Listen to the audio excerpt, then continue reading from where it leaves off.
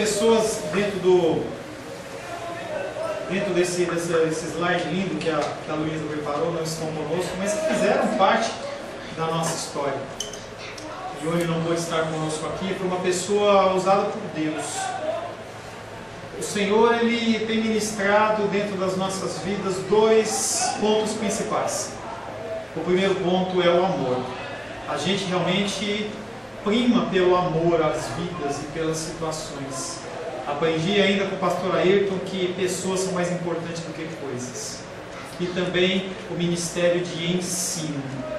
Nós estamos aqui para capacitar, para ensinar, para dar de alguma forma subsídios para que você ande e decida nos caminhos do Senhor. Para isso o Senhor, Ele coloca vidas. Colocou a Ione num momento muito difícil das nossas vidas.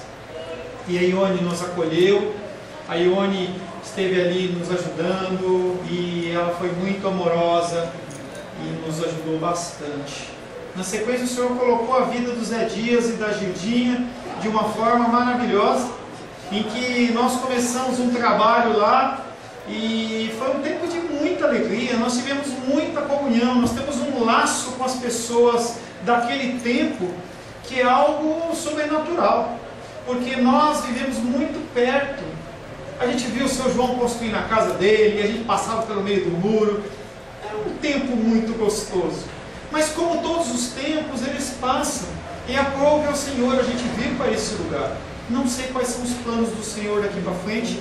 Eu sei que, conforme o irmão Paulo disse, a gente tem que agradecer pelo hoje. O Senhor tem sido bom conosco.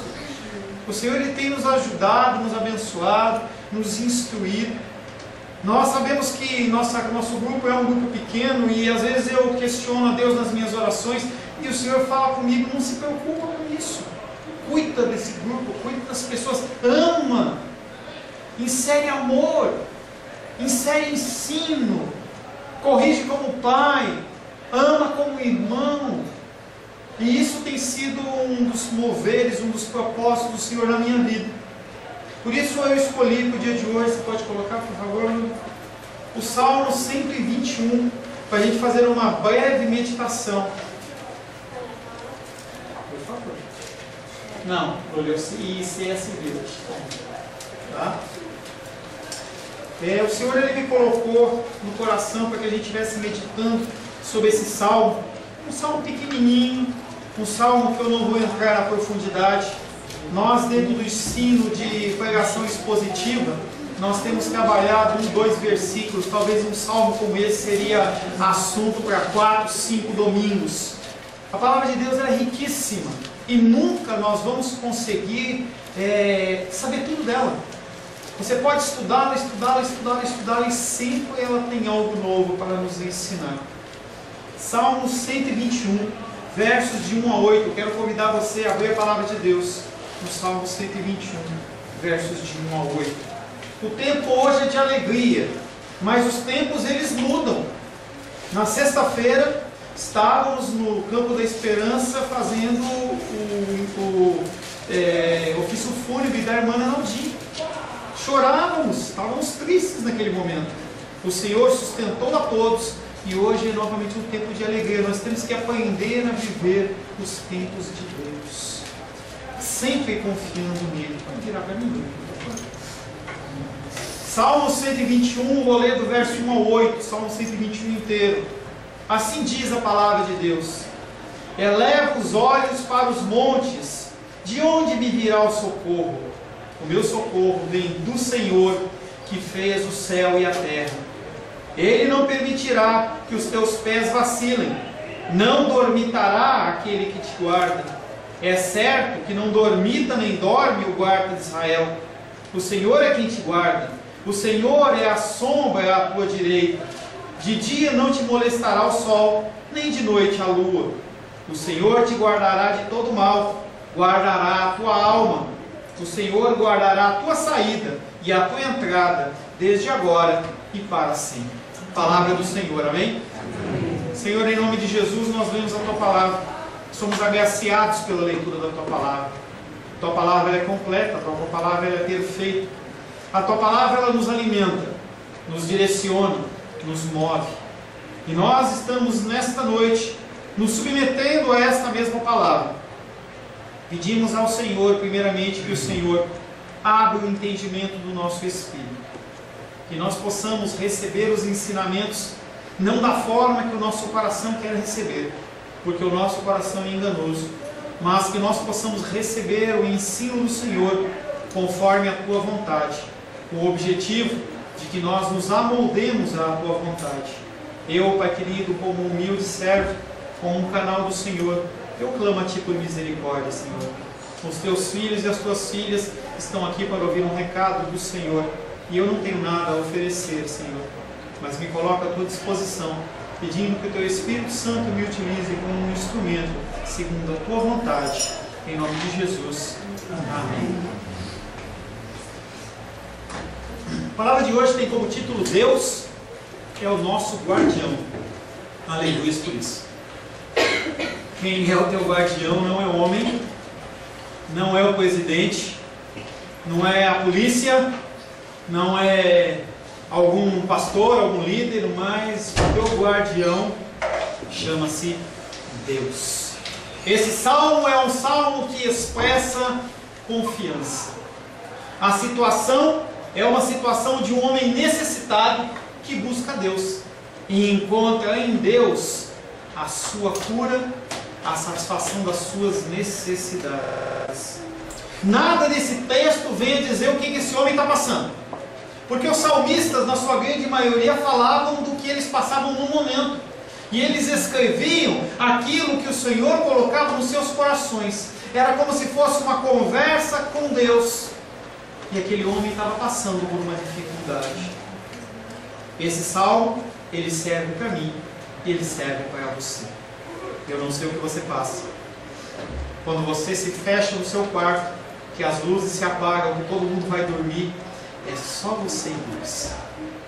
Temores pessoais, que às vezes nem o cônjuge sabe.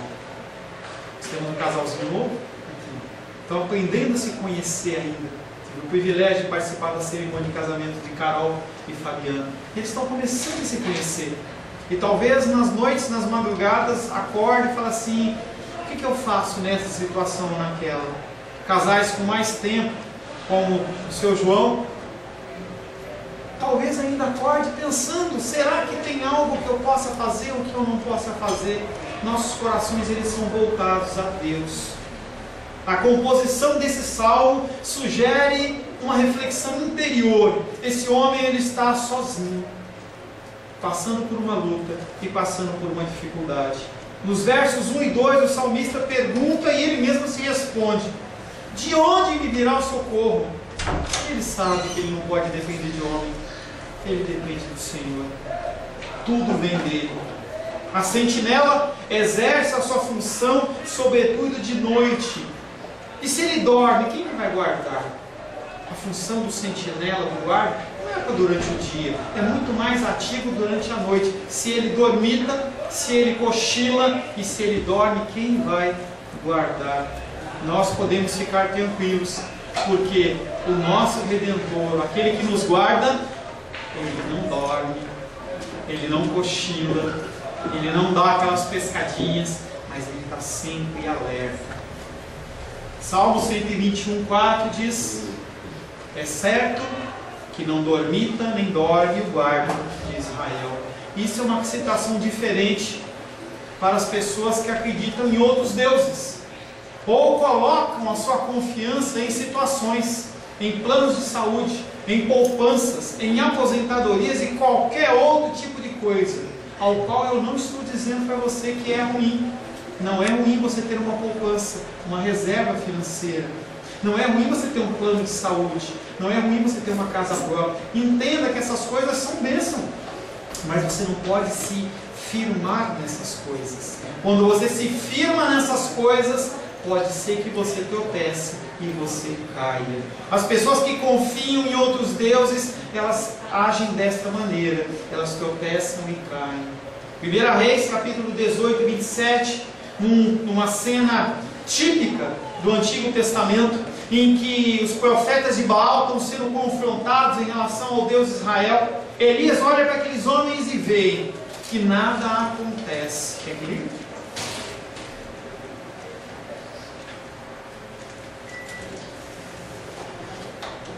E aqueles homens clamam, clamam, clamam, clamam, e nada acontece. 1 Reis 18, 27, Elias olha para ele e diz: clamai em altas vozes, porque Ele é Deus. Letra minúscula. Pode ser que ele esteja meditando, ou atendendo a necessidades, ou quem sabe de viagem, ou a dormir.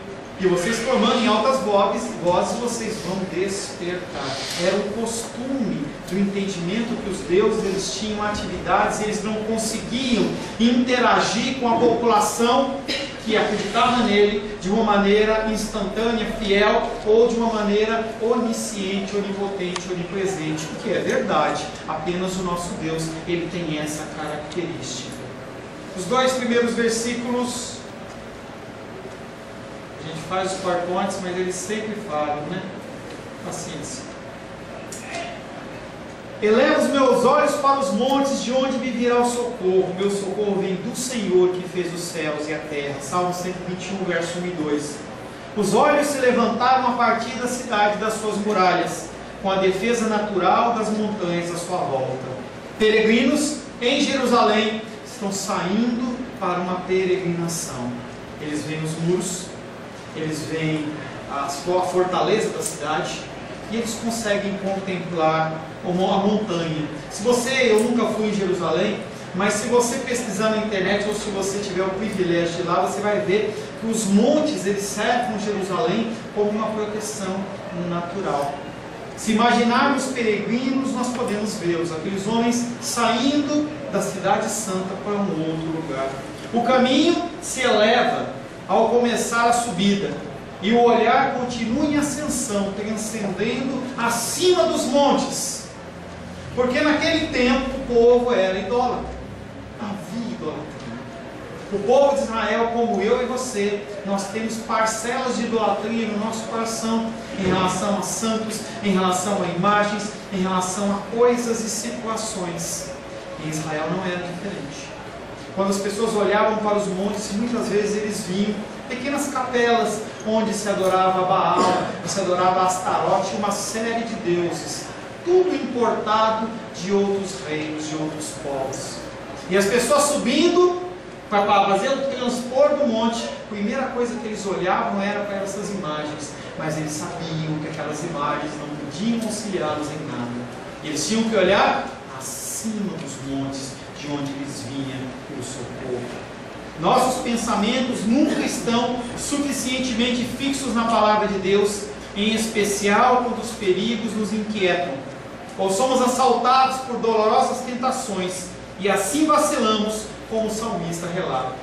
Você tem a sua fé, você tem o teu tempo de devocional, seu tempo de oração, não conheço a sua vida cristã fora da igreja, mas você deve ter algum relacionamento com Deus, senão você não estaria aqui. Mas o que acontece nas nossas vidas é que ventos vêm. Num dia está tudo bem, no outro dia está tudo mal. Num dia está tudo certo, no outro dia não está tudo tão certo assim. Num dia você está bem financeiramente, no outro dia você não está tão bem assim. E quando você está perante essas situações, é como se você esquecesse o que Deus já fez. E você treme.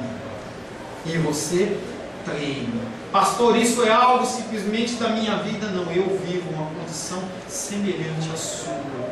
Eu esqueço muitas vezes o que Deus tem feito por mim e o meu coração treme. Rosângela vive comigo, ela sabe os momentos de fraqueza que eu tenho dentro de casa. Nossos pensamentos nunca estão fixos no Senhor, de tal forma que a gente se mantenha firme. Não há instituição religiosa que pode te prometer que você não vai passar luta. E há lugares aí que falam: vem para cá que as suas lutas cessam, vem para cá que não falta mais dinheiro, vem para cá que o emocional fica correto, o seu financeiro vai superabundar. Mas isso é uma mentira. Nós passamos por ciclos e tempos, ciclos e tempos. Qual a diferença daquele que não conhece a Deus e aquele que conhece a Deus? As lutas são as mesmas, as dificuldades elas são as mesmas. Nossos entes queridos, eles morrem. Os nossos entes queridos, eles ficam enfermos. Cristãos perdem emprego. Cristãos ficam doentes. Qual a diferença? A diferença é que nós temos um fiel. Nós temos alguém na qual nós podemos nos apoiar. Se você quiser saber a diferença realmente, experimenta ir lá no Campo da Esperança um dia e fica lá 1 hora, 2 horas. Daqui a pouco você vai ouvir alguns choros descontrolados. Vai lá ver se a pessoa é cristã. Depois você vai no enterro em que há tristeza sim, mas que as pessoas elas estão consoladas e confortadas por Deus. Nós sabemos que o nosso Redentor vive. Nós sabemos que nós podemos olhar ao Senhor e as nossas emoções elas vão nos levando, até que a nossa mente fala: chega! Eu tenho um Deus poderoso.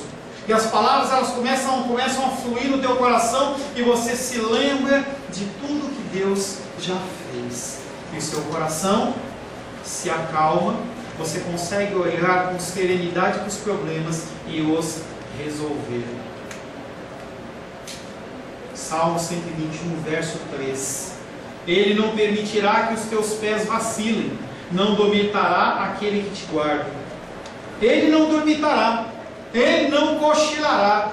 Os olhos dele estão postos sobre a sua vida. Ele consegue olhar para mim aqui no Guará, olhar para minha mãe lá em São Paulo, olhar para uma pessoa na Europa, uma pessoa na África. Os olhos do Senhor estão sobre toda a terra. Ele estabelece, o salmista, uma comparação entre os pés do peregrino que está iniciando a sua caminhada logo no início do dia. Naquela região o calor é muito intenso, as pessoas não saem para caminhar meio-dia, 11 horas. As pessoas saem no horário bem cedo. Relatos dizem que se a pessoa vai visitar o Monte Sinai, por exemplo, ela sai 3 horas da manhã, 4 horas da manhã, para ela poder voltar a tempo. O calor ali é muito grande durante o dia e durante a noite o frio ele é intenso.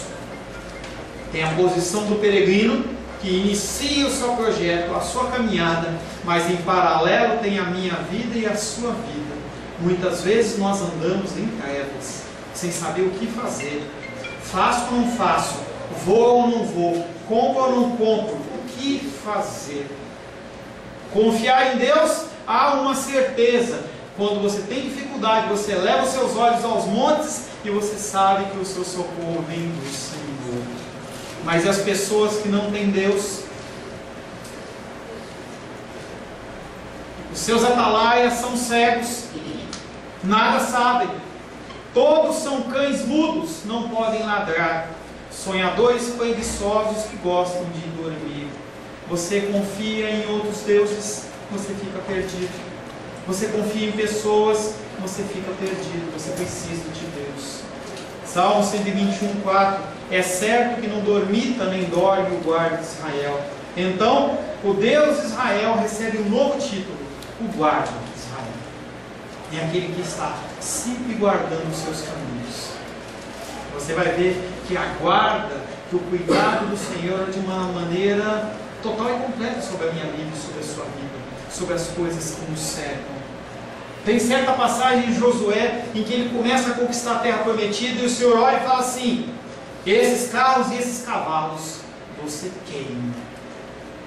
E eu fico imaginando Josué olhando para Deus e falando assim: poxa Deus, mas isso aí vai dar um poderio bélico para a gente forte. Temos que confiar em carros e outros que confiam em cavalos, mas vocês têm que confiar em Deus. E às vezes o Senhor ele nos deixa em certas situações exatamente para provar o nosso coração. Salmo 121, verso 5 diz: o Senhor é quem te guarda, o Senhor é a tua sombra à tua direita. Ele nos guarda e é a nossa sombra. É uma brincadeira tão legal de fazer em acampamento. As pessoas ficam brincando com a sombra. Se você tentar fugir da sua sombra, você não consegue. Tem uma historinha do Peter Pan que diz que ele tenta prender, que a sombra dele está... Você não consegue escapar da sua sombra. E o Senhor está falando exatamente disso. Certo texto fala que se você subir nas mais altas alturas, se você descer na mais profundeza do mar, o Senhor ele continua contigo. O Senhor Jesus Cristo, Ele diz que aqueles que o Senhor deu para Ele, de maneira nenhuma Ele lança fora. Você está preso, você está seguro nas mãos do nosso Senhor. Ele é um Deus de Israel, Ele é o guarda de Israel. Você não é um judeu, mas você faz parte do Israel de Deus. Ele também é o seu guarda. Salmos 91 diz: o que habita no esconderijo do Altíssimo e descansa à sombra do Onipotente. Ele está tão perto de você que se pode ter contato com Ele a todo tempo. Isso é uma maravilha. As pessoas, para terem contato com outros deuses, elas têm que marcar hora. Para você falar comigo, eu tenho que ver a disponibilidade do meu horário. Posso estar atendendo alguém, posso estar fazendo uma coisa particular, e pode ser que eu não te atenda, mas Deus não. Deus, Ele está sempre disponível a você, através de Jesus Cristo. Isso é lindo e maravilhoso.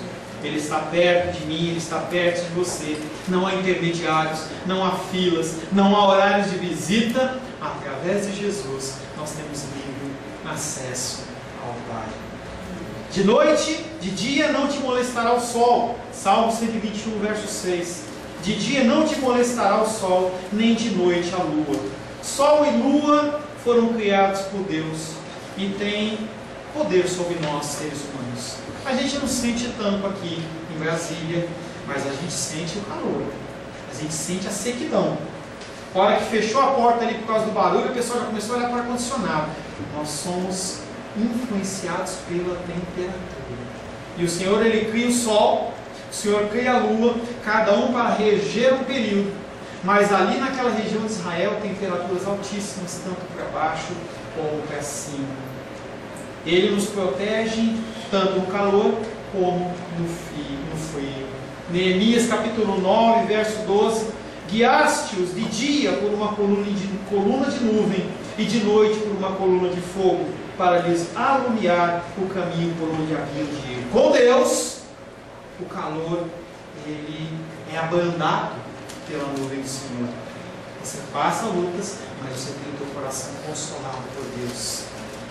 Na noite fria, na noite escura, Ele é a tua luz. Ele é a tua luz. O frio da noite e o calor do dia mostram todo tipo de dificuldades. Entenda que Ele está falando de uma situação real que pode ser estabelecida para você, no que você está passando. Uma dor, uma tristeza, uma dificuldade de qualquer sorte ou espécie. Ele apenas coloca diante deles esta consolação. Estando interessados no favor de Deus, estarão seguros de todo dano mortal. O que você tem que fazer? Participar de uma instituição religiosa? Você tem que congregar. Você não pode ficar andando solto. Quando você anda solto, você vira pastor da sua própria vida. Você decide as coisas da sua vida. Isso é perigoso. Quando você vive em comunhão, quando você vive em comunidade, você aprende com as outras pessoas. Você começa a olhar para as pessoas que estão numa série de dificuldades e você fala assim: se ele pode, eu posso. Tudo isso é alicerçado na palavra do Senhor. Mas não é essa casa, não é essas paredes que vão determinar se você é ou se não é cristão. É o seu relacionamento com Deus, que passa pela casa de Deus também. Você não pode ficar andando de qualquer maneira. Você é um filho e você é uma filha. Você foi separado pelo Senhor antes que você tivesse sido formado no ventre da sua mãe. Papai e mamãe não escolheram você. Quem escolheu foi Deus. É uma coisa que eu falo sempre. O Senhor, Ele escolheu a cor da sua pele, aonde você ia nascer, em que família, cor dos seus olhos. Não são os cromossomos, mas são instrumentos do Senhor. E o Senhor, Ele nos desenha de uma forma única, para cumprir um propósito único. Salmo 121, 7. O Senhor te guardará de todo mal, guardará a tua alma. Entenda que esse mal, nesse versículo, ele está fazendo a simbologia do contraste com a vida. Posto que o antônimo deste mal, nesse versículo, é vida, o Senhor está falando que Ele vai guardar a sua vida até o fim. Salmos 23, verso 4 diz: ainda que eu ande pelo vale da sombra da morte, não temerei mal algum, porque tu estás comigo, o teu bordão e o teu cajado me consolam. O pastor está falando de morte muito, hoje de alegria. Não, eu tenho que falar de morte, porque você vai morrer, eu vou morrer. Eu sinceramente não sei se o culto hoje acaba com todos aqui. Hoje pela manhã a gente estava na escola bíblica dominical, a irmã Maria dos Reis não está aqui porque ela passou mal, e ela começou a passar mal. A Rô olhou e falou assim, nossa, ela está com um quadro parecido de AVC, mãos frias, batimento cardíaco e tal. Ela é muito ativa no dominical. Poderia ter sido o último dia dela aqui. Não foi pela graça e misericórdia do Senhor. Mas nós temos que entender que o nosso tempo, ele é limitado pelo Senhor, mas ele é um tempo fixo. É um tempo em que você tem que viver de uma forma cristã da melhor maneira possível, amando as pessoas, sendo amado e obedecendo os comandos do Senhor, aprendendo dele. Salmo 121:8 diz: o Senhor guardará a tua saída e a tua entrada, desde agora e para sempre. No final, o Salmo, em vez de encerrar o poema, ele prolonga em uma perspectiva sem fim. Quanto tempo que o Senhor vai guardar? Toda a sua vida. Por todo o tempo. Em toda situação. Se no começo o homem, aquele peregrino, ele transcendia o olhar dele ao Senhor em meio às lutas e dificuldades, no final ele pode ter paz. A tua caminhada é uma caminhada de busca da paz. Paz da estabilidade financeira. Será que isso traz paz? Estabilidade emocional? Da física, saúde? Nós temos estudado pela manhã a quarta bem-aventurança, nós acabamos hoje falando assim: bem-aventurados aqueles que têm fome e sede de justiça, porque eles serão fartos. As pessoas, elas buscam a felicidade em tantas coisas: tecnologia, cinema, música, trabalho, em coisas diversas. Mas na verdade a única coisa que pode nos satisfazer chama-se Senhor Jesus. Você pode buscar satisfação nos seus filhos, mas vai chegar um momento em que seus filhos casam e vão embora. E aí você fica sozinho. Né, Judinho? E você tem que ter a satisfação em Deus. Os netos vêm, claro, mas a satisfação nossa tem que ser de uma forma poimada em Deus. As outras coisas, elas são acrescentadas, elas são temporais. Mesmo o relacionamento entre marido e mulher é um relacionamento temporal. A qualquer momento um pode falecer. E você tem que se firmar em Deus. As coisas que são definitivas, elas são firmadas em Deus. Esse salmista, ele acredita e ele está com o coração dele tranquilo. Ele nos guarda do início ao fim, em todos os nossos caminhos. Mas quando que começou isso, pastor? Quando que começou esse cuidado? Para nós, de uma forma temporal. Salmo 139:16. Os teus olhos me viram a substância ainda informe, e no teu livro foram escritos todos os meus dias, cada um deles escrito e determinado, quando nenhum deles ainda havia. O Senhor já escreveu os seus caminhos. Ele sabe as veredas que você vai passar, as lutas e dificuldades, e Ele não é pego de surpresa.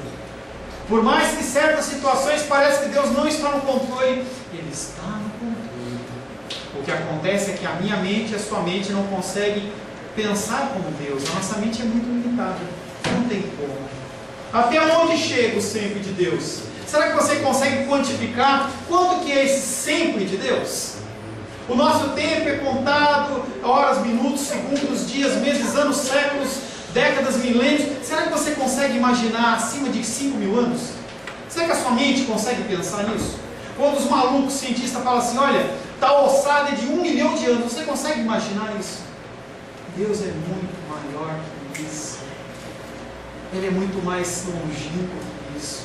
Quando ele se apresenta a Moisés, ele fala para aquele pessoalzinho lá, que quem está te mandando é o eu sou. É alguém que era, que é e que há de vir e que não muda. Antes de voltar ao Pai, Jesus disse, João 17:11, já não estou no mundo, mas eles continuam no mundo, ao passo que eu vou junto de ti. Pai Santo, guarda-os em teu nome, que me deste, para que eles sejam um, assim como nós. O Senhor Jesus Cristo, no Evangelho de João, capítulo 17, verso 11, ele ora pela minha vida e a sua vida, antes que nós fôssemos formados. E ele fala assim: eles vão estar no mundo. Uma série de situações vão querer tirar o norte deles. Deus, não permita, guarda eles. Pedro, quando fala assim: olha, eu vou com o Senhor, aonde o Senhor for, tiver que morrer, eu morro. Jesus Cristo olha para e fala: Pedro, meu querido, meu fofinho, você está achando que você pode muita coisa, mas você não pode nada. Satanás estava querendo peneirar você. Eu falei para Deus: olha, segura o bicho aí, coloca o bicho na coleira aí, porque senão ele não vai aguentar.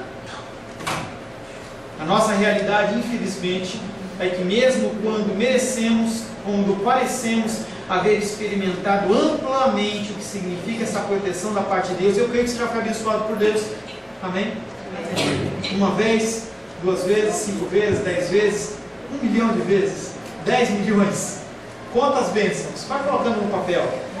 Mesmo nós tendo toda essa benécia de Deus, nós trememos instantaneamente ante a menor inquietação. É só Deus ele fazer assim, sacudir um pouquinho o teu mundo, você treme de medo. Parece que Deus ele esqueceu de mim, parece que ele esqueceu de você. Talvez a sua oração saia da sua boca: você esqueceu de mim, Deus? Você não está ouvindo a minha oração, Deus? Deus será o guia contínuo do seu povo, de modo que, estendendo a sua mão para eles, os conduzirá segundo o desejo do seu coração, do princípio ao fim. Nada pode frustrar os desígnios do Senhor. Feche seus olhos.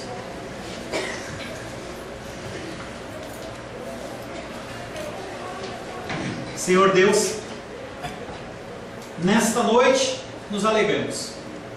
Nos alegramos porque o Senhor nos concede estarmos pelo 3º ano neste ministério. Agradecemos não somente por isso, mas porque nós podemos estar nos teus caminhos, Pai. Quantas pessoas que conhecemos, Pai querido, iniciaram uma caminhada boa, correta, proveitosa, mas que com o passar do tempo foram se desviando, Pai querido, do norte que é o Senhor Jesus, e hoje se encontram perdidos, encontram-se, Pai querido, longe do Senhor. Nós, Pai querido, agradecemos a Ti, porque o Senhor tem firmado os nossos passos. Corrige-nos, Pai, segundo a Tua vontade. Molda-nos à Tua imagem e semelhança. Afasta-nos, Pai querido, de toda a mácula do pecado. Limpa as nossas vestes. Purifica-nos, Pai querido, com o sangue do Cordeiro. Queremos, Pai querido, ser luz neste mundo. Esse mundo, Pai querido, que jaz no maligno e que caminha para o fim. Que nós possamos, Pai querido, terminar a nossa caminhada firmes nos Teus conceitos, nos Teus ensinamentos e nos Teus caminhos. Confessamos que sozinho nós não conseguimos, Pai. Por isso nós dependemos de Ti.